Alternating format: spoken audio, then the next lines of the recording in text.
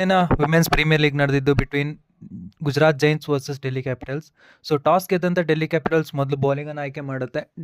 ಗುಜರಾತ್ ಜೈನ್ಸ್ ಪರವಾಗಿ ಓಪನಿಂಗ್ ಆಗಿ ಬಂದಂತಹ ಸೋಫಿ ಡಿವೈನ್ ಮತ್ತು ಬೆತ್ ಮೂನಿ ಇನಿಷಿಯಲಿ ಗುಡ್ ಸ್ಟಾರ್ಟ್ ಅನ್ನೇ ಕೊಡ್ತಾರೆ.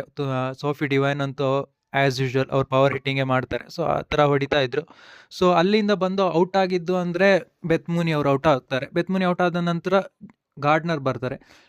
ಬಟ್ ಗಾರ್ಡ್ನರ್ ಬರುವಂಥ ನೆಸಿಟಿ ಇತ್ತು ಅಲ್ಲಿ, ಯಾಕಂದರೆ ಸ್ಕೋರ್ ಆಲ್ರೆಡಿ ತುಂಬ ಹೈ ಇತ್ತು. ಗಾರ್ಡ್ನರ್ ಒಳ್ಳೆ ಬ್ಯಾಟರ್ ಅಂತ ಗೊತ್ತಿತ್ತು. ಸೊ ಅವ್ರು ಬಂದರು.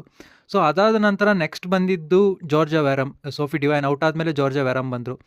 ಸೊ ಜಾರ್ಜಿಯಾ ವ್ಯಾರಮ್ ಯಾಕೆ ಆ ಸ್ಲಾಟ್ನಲ್ಲಿ ಬಂದರು ಅಂತ ಡೆಫಿನೆಟ್ಲಿ ಅರ್ಥ ಆಗಲಿಲ್ಲ. ಸೋಫಿ ಡಿವೈನ್ ಔಟ್ ಆದಮೇಲೆ ಜಾರ್ಜಿಯಾ ವ್ಯಾರಮ್ ಬರೋ ಬದಲು ಬೇರೆ ಯಾರಾದರೂ ಬಂದು ಜಾರ್ಜಿಯಾ ವ್ಯಾರಮ್ ಏನಾದರೂ ಕೆಳಗಡೆ ಆಡಿದ್ದಿದ್ರೆ ಬಹುಶಃ ಸ್ಕೋರ್ ಅವ್ರದ್ದು ಇನ್ನೂ ಜಾಸ್ತಿ ಬರ್ತಾ ಇತ್ತೇನೋ.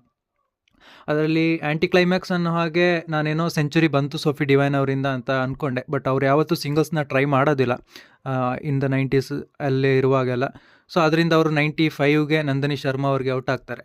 ಸೊ ಇದರಿಂದ ಬಂದು ಡೆಲ್ಲಿ ಕ್ಯಾಪಿಟಲ್ಸ್ನ ಬೌಲಿಂಗ್ ತುಂಬ ಕಳಪೆ ಆಗಿತ್ತು ನಿನ್ನೆ. ಸೊ ಎಕ್ಸೆಪ್ಟ್ ನಂದಿನಿ ಶರ್ಮಾ ಅವರು ಮೊದಲ ಹ್ಯಾಟ್ರಿಕ್ ತಗೊಳ್ತಾರೆ ಮತ್ತು 5-4 ಮೊದಲ ಹ್ಯಾಟ್ರಿಕ್ ಮತ್ತು 5-4 ಪಡೆದುಕೊಂಡಂತಹ ಮೊದಲ ಭಾರತೀಯ ಅನ್ಕ್ಯಾಪ್ಡ್ ಪ್ಲೇಯರ್ ಆಗ್ತಾರೆ ನಂದಿನಿ ಶರ್ಮಾ ಅವರು.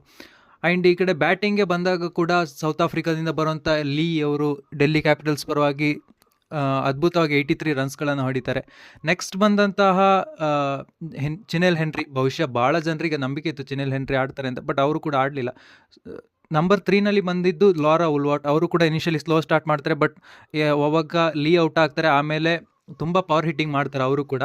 ಸೊ ಎಲ್ಲೋ ಒಂದು ಕಡೆ ಮ್ಯಾಚ್ ಡೆಲ್ಲಿ ಸೋಲೋದಕ್ಕೆ ಕಾರಣ ಜೆಮಿಮಾ ರೋಡ್ರಿಕ್ಸ್. ಅವರು ಒಂದು ಶಾಟ್ನ ಟ್ರೈ ಮಾಡ್ತಾರೆ ಲಾಸ್ಟ್ ಓವರ್ನಲ್ಲಿ. ಪೆನಾಲ್ಟಿಮೇಟ್ ಹಾಕೋಕೆ ಬಂದಂಥ ಕಾಶ್ವಿ ಗೌತಮ್ ಓವರ್ನಲ್ಲಿ ತುಂಬ ಚೆನ್ನಾಗಿ ಆಡಿದ್ದು ಅಂದರೆ ಅದು ಲಾರಾ ಉಲ್ವಾಟ್.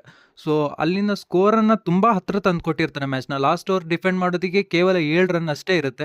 ಸೊ 7 ರನ್ನನ್ನು ಒಂದು ಎಕ್ಸ್ಪೀರಿಯನ್ಸ್ಡ್ ಸೋಫಿ ಡಿವೈನ್ ಬಂದು ಅಲ್ಲಿ ಕ್ಲಿಯರ್ ಮಾಡ್ತಾರೆ. ಬಹುಶಃ ಸೋಫಿ ಡಿವೈನ್ ಅಂತ ಎಕ್ಸಲೆಂಟ್ ಬಾಲರ್, ಫಾರಿನ್ನಿಂದ ಬರ್ತಾರೆ, ಎಕ್ಸ್ಪೀರಿಯನ್ಸ್ನ ಕ್ಯಾರಿ ಮಾಡ್ತಾರೆ, ಬಿಟ್ಟರೆ ಅವರೇನು ಎಕ್ಸ್ಟ್ರೀಮ್ಲಿ ಗುಡ್ ಬಾಲರ್ ಅಲ್ಲ.